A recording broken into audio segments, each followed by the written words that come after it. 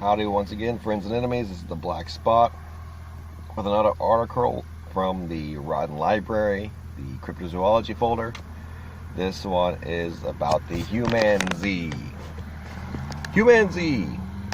Rumors of the human-chimpanzee hybrid have abounded for centuries, but there hasn't been concrete proof. But then how much proof do you actually need? Anyone who doubts that humans have fucked chimps hasn't met enough humans. Tune into an episode of Comedy Central's The Man Show, then tell me this hasn't happened. Chimps and humans are so genetically similar as to be nearly indistinguishable. Appearances aside, science estimates that about 95 to 99% of our genetic code is identical to that of chimpanzees. The similarity is roughly equivalent to the difference between donkeys and horses. The practical upshot of this is that there is a very good chance that a human-chimp coupling could produce a viable offspring, just as donkeys and horses can mate to produce mules. So don't forget to take condoms on that safari. So it's possible according to the rules of science and probable according to human nature. This is why there isn't a race of human hybrids out there wandering the earth. Well, aside from who says there isn't, one major practical consideration is fertility. It's tricky mixing species even when they are closely related, and due to a chromosomal count issue, 99% of humanzees would be sterile, just like 99% of mules would be sterile. So the question isn't really whether it can happen, or even whether it has happened, as much as, can we have another one? Maybe. There have been a frequent claim in one beastie or another as a humanzee, also known as a sport or a chimera, the generic term for any combination of two genetic patterns into one individual creature. Some of the claims are more credible than others. The most widely discussed humanzee sighting was a critter named Oliver. Oliver was a sideshow star, but he wasn't like the other chimps in the traveling circus circuit. He was said to have come from somewhere in the Congo, although the claim was somewhat shrouded in a mystery at this late date. Oliver didn't like hanging out with his own alleged species and preferred the company of humans. He walked upright, he sat in chairs, he helped around the house with chores, and eventually he began hitting on the circus owner's wife, which led to a sale in 1976 to a New York lawyer named Michael Miller. Oliver also looked differently from other chimps. He had less hair, a smaller chin, a smaller and rounder cranium, and pointed ears, which neither chimps nor humans normally displayed. Except for the latter trait, these characteristics gave him a remarkably human appearance, relative to normal chimps, but he also reportedly had an unusual scent comparable neither with chimps nor humans. According to Miller, blood tests revealed Oliver had 47 chromosomes, one more than a human and one less than a chimp.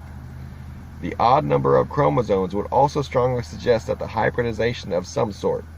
The claim was later disproved.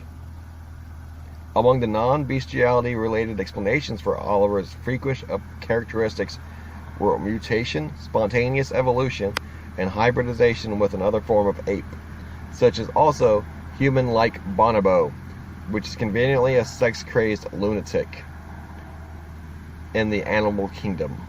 In keeping with human nature, this potentially ambassadorial new species was not welcomed and honored, nor was the subject of attempts to communicate even learned. Instead, he was bounced around from owner to owner, displayed as a sideshow freak, and eventually sold to a laboratory of the pouring pepper juice in a cute little bunny's eyes sort of. Now, bleeding heart liberal inclinations aside, no one has to seriously question the ethics of a species that is willing to imprison and torture another species with 99% of the same genes for the sake of mass-producing less clumpy mascara. And it's even more baffling how a potentially half-human creature could be banished to this fate. Fortunately, perhaps due to a surplus of cute little bunnies, Oliver was never required to test the effects of eating eyeliner or having suntan lotion intravenously injected into your veins. Oliver probably didn't see the bright side of this, as he was confined for 7 years in a 5x7 cage until his muscles atrophied for a lack of ability to move. Oliver was retired from the lab in 1996 and sent to a chimp retirement home. He was finally called in for credible scientific testing, which insisted that he was really just a normal chimp with 48 chromosomes, an explanation which satisfied absolutely no one except a bunch of killjoy skeptics.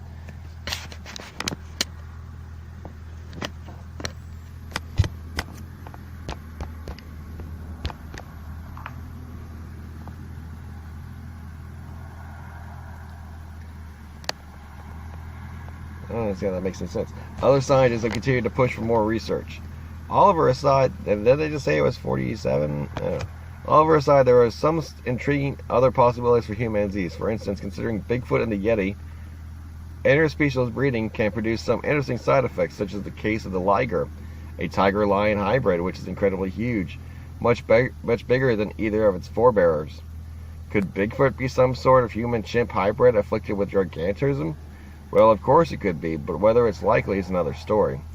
During the 19th century, evolution fixated Europeans caged an African woman as a sideshow display, claiming she was a humanzee on the basis of her big ass and elongated labia. However, this strain of cruelty, as well as being inconsistent with chimp genitalia, has proved to be unfruitful, even in the time. Biologist Stuart Newman attempted to file a patent on human-chimp chimera genes in what he claimed was a political statement about the intellectual property rights granted to biotech companies for living creatures. The patent was rejected on the grounds that it constituted slavery, i.e., you can't own a being with human genetic material. Whether or not you believe there are already human-chimp hybrids walking the earth, odds are pretty good that it's going to happen eventually.